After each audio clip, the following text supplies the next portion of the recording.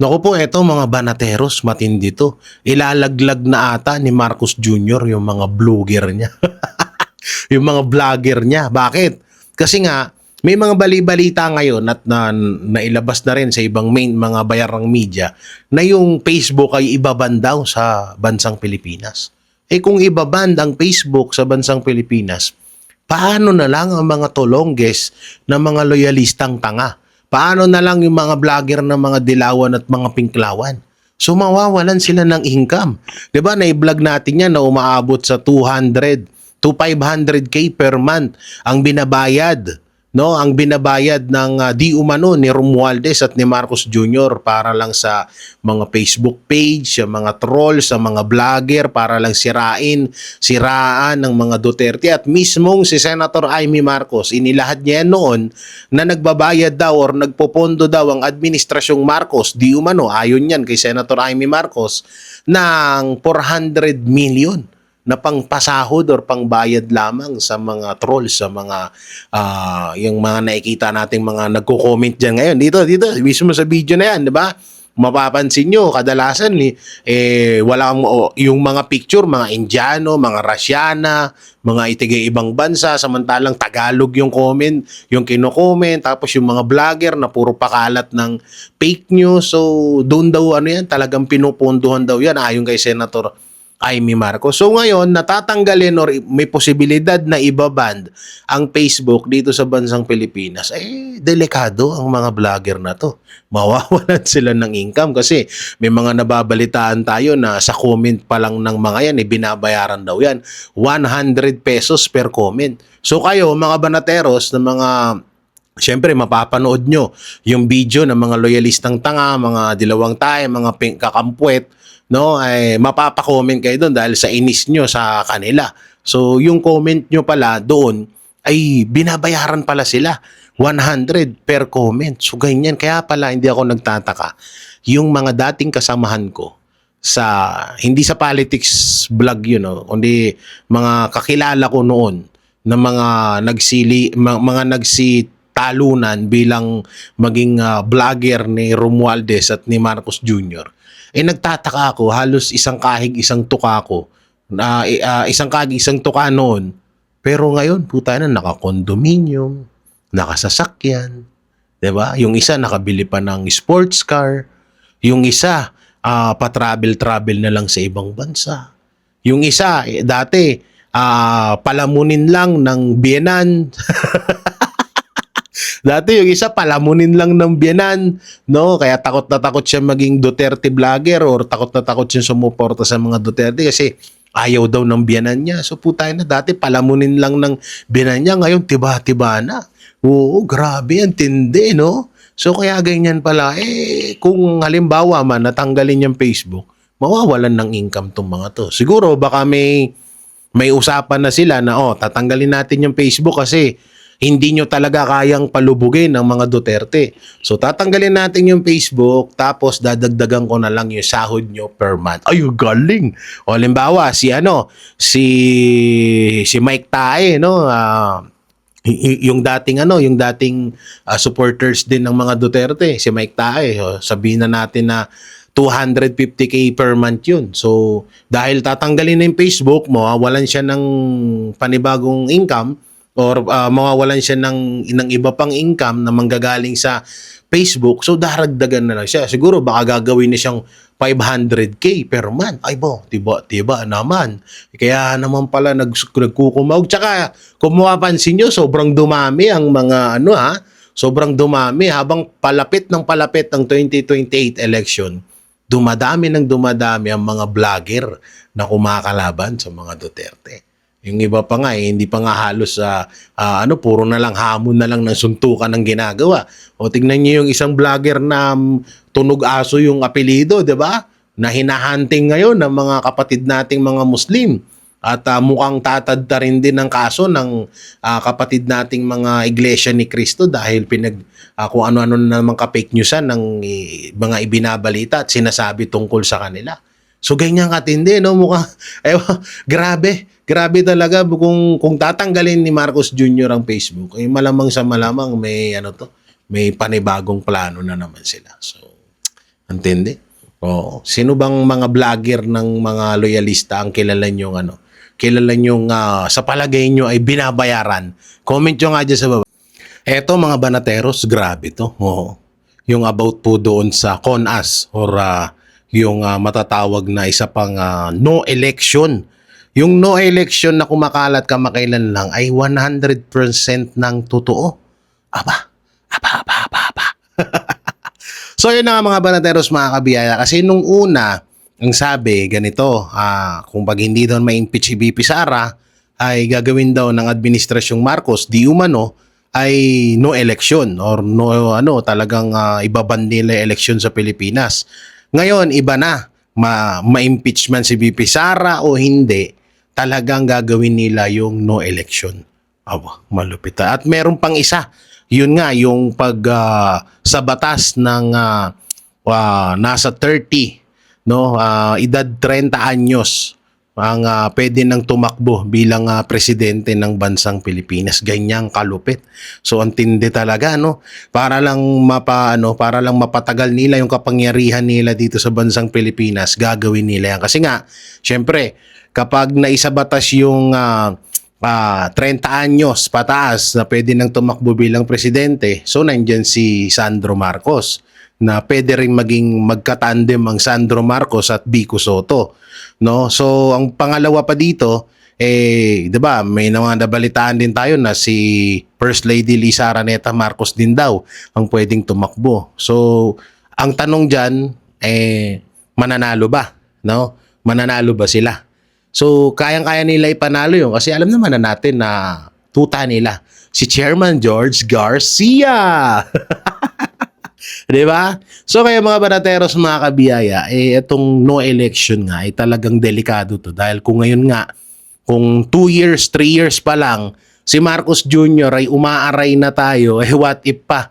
Kung ma-extend pa ulit ng 6 years at may panibagong Marcos na naman ang mamumuno ng Pilipinas. So talagang mapupunta tayo dito sa kangkungan.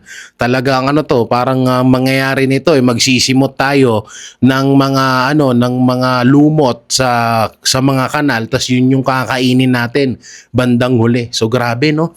Ang tindi talaga. Sana nga hindi totoo to kasi ito ay bali-balita pa lamang pero sa mga nangyayari ngayon pag pinagdugtong-dugtong mo ang pwedeng talagang kakalabasan nito may posibilidad na totoo nga yung no election sa darating na 2028. Ang masaklap pa dito, 'di ba? Alam naman na natin na ganyan nga yung gagawin at grabe talamak yung pulburon ngayon, kahit saan ka magpunta, nag-aabutan, misa nga may mga nagba-viral video pa na humihit-hit, 'di ba? Sa malapit sa police station. So wala nang takot yung mga ngayon, yung mga user, mga kriminal. Wala na talaga silang takot kasi biruin mo ba naman, hinahayaan kasi sila kung may extend pa ang termino ni Marcos Jr. at yung iba pa nga gusto daw prime minister pa. Walang yan. Ngayon presidente nga walang nagagawa, prime minister pa gusto niyo. At kung sakali man na kung ipasa niya sa anak niya na si Sandro Marcos at maipatupad nila yung batas na 30 pataas ang pwede nang tumakbo bilang presidente ng bansang Pilipinas, so may posibilidad na makakatakbo talaga si Sandro Marcos sa darating na 2028. At bakit? Ang tanong dyan papantay ba siya or makakalaban ba siya kay BP Sara sa botohan? So kung realidad at walang dayan, talagang hindi uubra kahit sino pa yan, kahit Tulfo pa yan, Soto pa yan, kahit si Sandro, si Lisa, kahit magtulong-tulong pa silang lahat, hindi sila mananalo kay BP Sara Duterte. Talagang mananalo si Vice President Sara Duterte. Kaso ang malupit ho dito, mga banateros, kung dadayain nila ang election or magkakaroon ng no election, talagang may posibilidad na ma-extend at manatili pa rin sila sa pwesto nila. Kasi kapag si Sandro Marcos naging presidente, absuelto pa rin si Marcos Jr. So kung si Marcos Jr. pa rin maging Vice President ni Sandro Marcos sa darating na 2028, absuelto pa rin si Marcos Jr. So kung ibang mga tropa naman na or mga garapata, mga aso ni Marcos Jr. ang manalo bilang presidente, absuelto pa rin siya. So talagang hindi siya makukulong. Kaya ganun ang gusto nilang mangyari, na magdeklara ng no election o maglagay sila ng batas na pababain ang edad ng mga tatakbong presidente. So kayo, mga banateros, papayag ba kayo? Pabor pa ba kayo na ma-extend pa si Marcos Jr. ng panibagong 6 years termino? Or pabor ba kayo na maging presidente pa rin ang isa sa mga pamilyang Marcos? So i-comment nyo nga dyan kung pabor kayo at babasahin natin yan. Eto mga banateros, mga kabiyaya, breaking news, viral ngayon ito. No? And di ko lang alam kung 100% na totoo na sinabi niya nga to. Pero isang veteranang artista at hindi talagang kilalang artista to na umamin na siya ay nagpupulburon para lang pumayat. Eh ang tanong, may mga netizen na mga nagko-comment dito sa post na to na kakilala ba to ni Marcos Jr. or malapit ba to kay Marcos Jr.? Ops, hindi ito si Maricel Soriano ha. Hindi ito si Maricel Soriano. So ito basahin natin. Nagbahagi ng kanyang karanasan ng veteranang aktres na si Amy Austria tungkol sa madilim na bahagi ng kanyang nakaraan, kabilang ang pagkalulong umano sa ipinagbabawal na gamot. Sa isang panayam, inamin ni Austria ba? Tama ba yung basa natin? Na sinubukan niyang gumamit ng pulburon noon dahil gusto niyang pumayat. Sa totoo lang kung ito man ay totoong sinabi niya. So doon wala naman na tayong pakialam doon sa kanya. Kung talagang gusto niya sirain yung buhay niya. Pero ngayon, sa nangyayari sa bansang Pilipinas, parang parang nagiging common na lang yung parang candy na lang. Oo, sa totoo lang, pag punta ka ng lalo sa mga parting Maynila, sa mga, yung alam nating marami talagang mga pulburon, mga talamak talaga yung bentahan.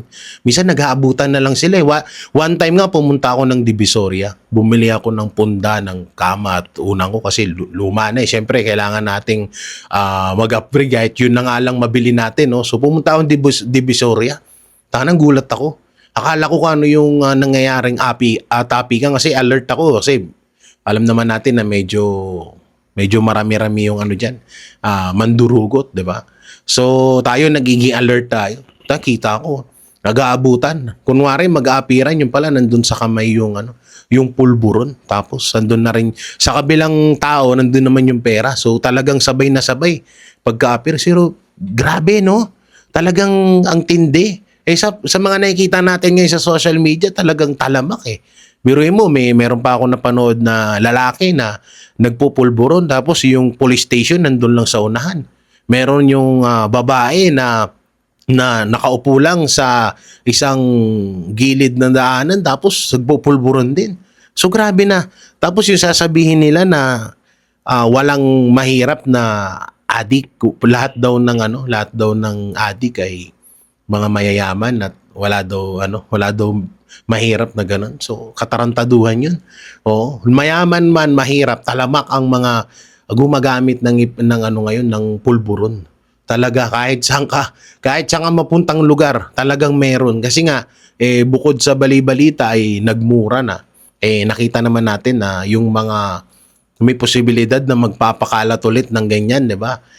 Mga nakalaya na. Hindi na natin babanggitin yung mga pangalan, pero alam nyo naman na siguro yan, di ba? So yung iba pa nga nanalo pa nung eleksyon, 'di ba? So talagang antindi kasi grabe.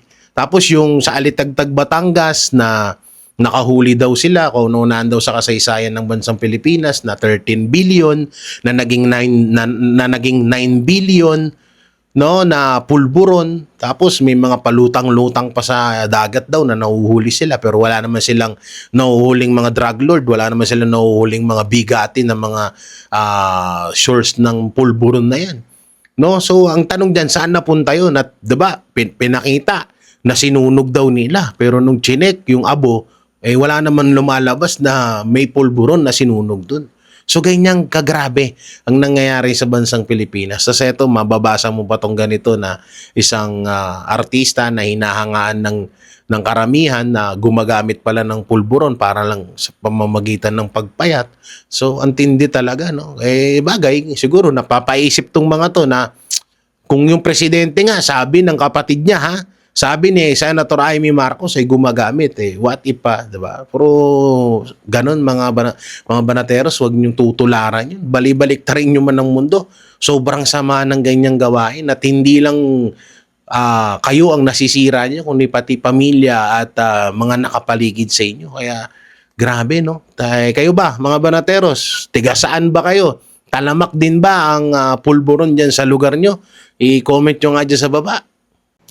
Mga banateros, napanood nyo yung napanood nyo yung mga kababayan natin na tinatambakan ng mga sako-sakong buhangin, lupa, yung gilid ng creek para lang hindi gumuho, para lang hindi mapunta sa kanila yung baha at hindi maguhuan yung mga bahay nila.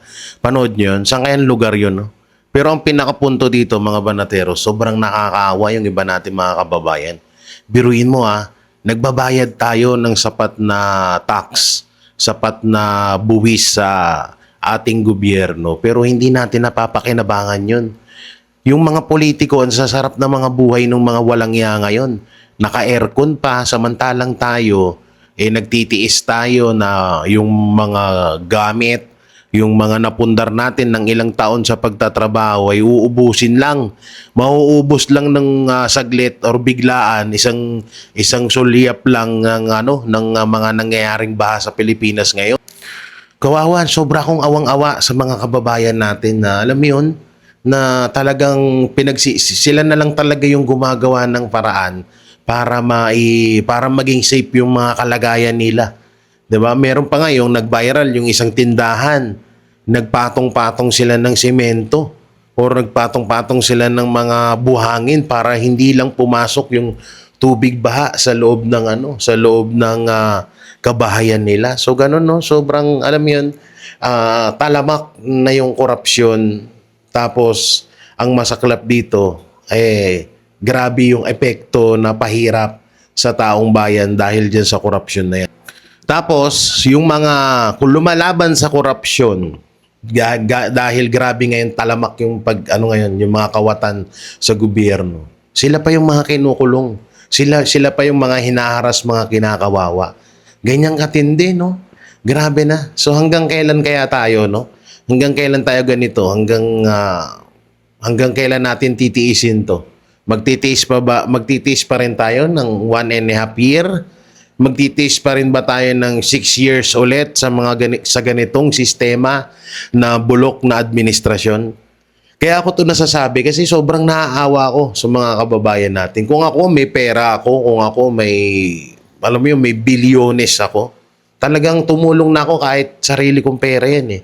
Kaya nga sobra ako nagtataka bakit bumuboto tayo or bakit pa tayo bumoboto ng mga alam na natin, ewan ko na lang sobrang katangahan na natin kung yung mga politikong nababalitaan natin ngayon, yung talagang may ebidensya na ipinapakita katulad na lang kala Saldico, kala Romualdez, sa pamilyang Marcos, kapag yan pa ulit ay mga nanalo sa iba't ibang posisyon sa sangay ng gobyerno, sa nangyayaring korupsyon ngayon, puta na, napakabobo na natin nun. Sobrang tanga na natin nun, sobrang bobo na natin yung kapag ibinoto pa natin paulit-ulit yung mga demonyo, mga walang iya sa bayan natin. Ang tindi, grabe na. Tapos ang malapit pa dito, uuto-utuin tayo ni Marcos Jr. sa mga interview niya. Ni Kesyo, yung baha daw dati 2-story, tapos ngayon daw ay hanggang tuhod na lang. So sobrang katangahan, 'di ba? Yung basura gagawing source ng kuryente. 'Di ba? So grabe. Alam mo 'yun, tapos yung usik niya kung ano-ano ka-fake news yung mga pinaggagawa sa social media, pati yung mga teacher, winalang niya ni sorry hindi ginagawa. 'Di ba? So ewan ko na lang. Talaga kapag etong administrasyong Marcos na extend pa ang termino nito at iboboto pa natin ulit sila. Putang ina. Sabi ko sa inyo, Wala na. Wag nyo nang pangarapin na umunlad pa ang Pilipinas. Uy, isa sa mga kamag-anak ni Marcos Jr., itinuturo at idinidiin na si Martin Romualdez. Aba, matindi to ha. Sabi nung kamag-anak or pinsan, sabihin na nating pinsan, so sobrang lapit sa kay Marcos Jr. Etong isang congressman na to na mamaya natin re-reveal. Mas maganda mamaya na, 'di ba? Para may excitement. Sinasabi niya rito mga banateros na dapat daw talagang makulong etong si Martin Romualdez. Talagang dapat ay talagang ikulong na at kasuhan na itong si Martin Romualdez, sabi nung pinsan ni Marcos Jr. na walang iba kundi si Congressman Toby Tiangco. No? Pero ang pinagtataka ko lang dito kay Congressman Toby Tiangco na bakit ni minsan hindi niya na-mention ang pangalan ni Marcos Jr. Matatandaan nyo mga banateros na in-interview namin yan sa Vox Populi. At ako mismo ang nagtanong sa kanya mapatungkol doon sa pinagalitan daw si Martin Romualdez, nakaharap siya. Tinanong ko siya na hindi kaya baka niloloko ka lang nung dalawa na palabas lang nila na para pagmukain niya sa'yo na walang kinakampihan si Marcos Jr. Pero hindi niya na yun. Hindi niya yun nasagot at ang balik niya pa nga sa akin parang ginawa mo naman ako atang tanga Jay. So, 'di ba? So, diyan akong takang-taka dito kay Congressman Toby Tiangco na hindi niya na-mention talaga si Marcos Jr. sa nangyayaring nakawan sa flood control scam. Puro na lang siya kay nakatutok na lang siya kay Martin Romualdez tsaka kay Saldico. Pero si Marcos Jr. na ultimong tayong mga ordinaryong mga Pilipino, alam nga natin Alam nga natin na si Marcos Jr. ang mastermind at galamay niya lang etong pinsan niyang si Martin Romualdez at si Saldico. Kasi marami naman nagsasabi na hindi makakakilos si Martin Romualdez kung walang basbas ni Marcos Jr. Kaya sobra akong nagtataka dito kay Congressman Toby Tiangco na hindi niya na-mention, hindi niya nababanatan or hindi niya binubulgar, hindi niya minimension sa iba't ibang mga interview etong si Marcos Jr. Hindi, talagang pansinin niyo yan, mga banateros, mga kabiyaya. Never niya yan minention, si Marcos Jr. Never niyang sinabi na isa si Marcos Jr. or si Bongbong Marcos Jr. sa mga mastermind sa nangyayaring nakawan sa pondo ng taong bayan. Nakatutok lang siya kay Martin Romualdez at kay Saldico. Hindi kaya may hidwaan talaga tong magpins. Kasi pinsan din to Pinsan din ni Martin Romualdez itong si Toby Tiangco. Hindi kaya talagang may hidwaan na matindi itong si Toby Tiangco at si Martin Romualdez at talagang baka close lang ni Toby Tiangco si Marcos Jr. Kaya hindi niya na-mention itong si Marcos Jr. mapatungkol dito sa flood control scam, no, mga banateros. At baka napapaisip na rin tayo na baka etong si Toby Tiangco ay ginagamit ni Marcos Jr. para ibulgar sa taong bayan na ipamukha sa atin na si Martin Romualdez lang ang talagang kawatan, ang talagang nagnakaw na nawawalang trilyon-trilyon na pera ng taong bayan. Hindi kaya ganoon, mga banateros? O mga banateros, ito ipapaalala ko lang. Ako'y nagpapaalala lamang po. Namatay si Aquino, si Noynoy Aquino or si Ninoy Aquino ay August 21, 1983. Yan ha. August 21, 1983. Sa mga panahon na yon, si Pangulong Duterte or ang mga Duterte, kahit si BP Sara Duterte ay siguro ay hindi pa ata pinapanganak nung time na yon, at si Pangulong Duterte ay baka hindi pa rin mayor ng Davao, hindi ko masyadong alam. Pero baka kasi baka bukas sa Makalawa magsalita na naman etong si Claire Castro at sabihin niyang Duterte ang pumatay. Duterte ang nagpapatay kay Noynoy Aquino. Kasi lahat na lang, 'di ba? So lahat na lang ibinibintang. Baka mamaya pati ang pagkamatay ni Noynoy Aquino ibintang sa mga Duterte. Pero ito, real talk, ang pinakamasakit dito, hindi makapagsalita ang mga dilawan at mga kakampuet sa talagang kung sino talaga ang pumatay dito kay Noynoy Aquino. No, hindi makapagsalita ang mga dilawan at mga kakampuet kasi nga magagalit si Bossing Marcos Jr. Oo. At baka mamaya, may mga kaso sila na mga tinatago at baka mamaya ay pag-initan sila. Grabe, no? Tangina, hindi sila makagalaw eh. Takot na takot silang gumalaw kasi nga baka tawag dito, baka mamaya paluin sila sa puwet ni Ma'am Shitars. Pero ulitin ko August 21, 1983 namatay si Noynoy Aquino. No? Baka mamaya kasi ibintang na naman ni Auntie Clarita kay sa mga Duterte ang pagkamatay nun. At baka mamaya isisi ng mga tangang vlogger sa mga Duterte ang pagkamatay ni Noynoy Aquino. Nililinaw ko lang naman. Nililinaw ko lang. Yan ang Banatero, walang inuurungan. Pag tama palakpakan, pag mali ay babanatan. Yan ang Banateros, boses ng ordinaryong Pilipino. Banateros ay walang makakaawan, walang inuurungan. Banatero